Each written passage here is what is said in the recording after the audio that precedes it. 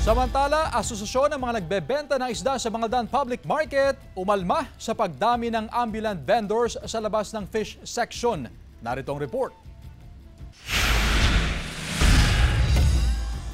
Kung dati nauubos ang nasa 120 kilo na isda na ibinebenta kada araw ni Sara, ngayon swerte na raw kung makabenta siya ng 30 kilos na isda sa maghapon.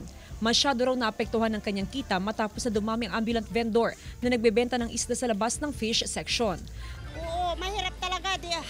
Kagaya ngayon, walang pumapasok. Mahal ang bangus. Tapos nahaharang pa doon. Wala nang pumapasok dito sa amin sa looban.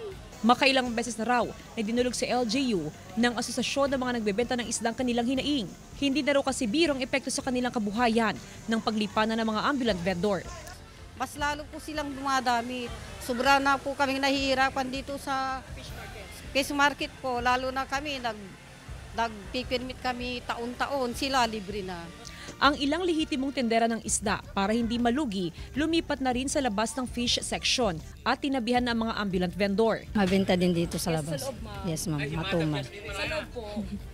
Matumal din, ma'am. Regular naman daw ang ginagawang monitoring at paninita ng otoridad sa mga ambulant vendor. Pero dahil iilan lang sa poso ang authorized na mga umpiska ng mga paninda, ay tila sinasamantala ito ng mga umano'y pasaway na tendera. Kaya hihilingin daw ng poso sa alkalde ng bayan na i-deputize ang bawat miyembro ng task force.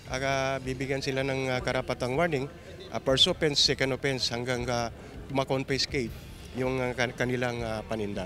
Tiniyak ng poso na aksyonan nila ang hinaing ng mga lehitimong fish vendor sa bayan. Kasama si Henry Duminsil, Jasmine Gabriel Galban, One North Central Luzon.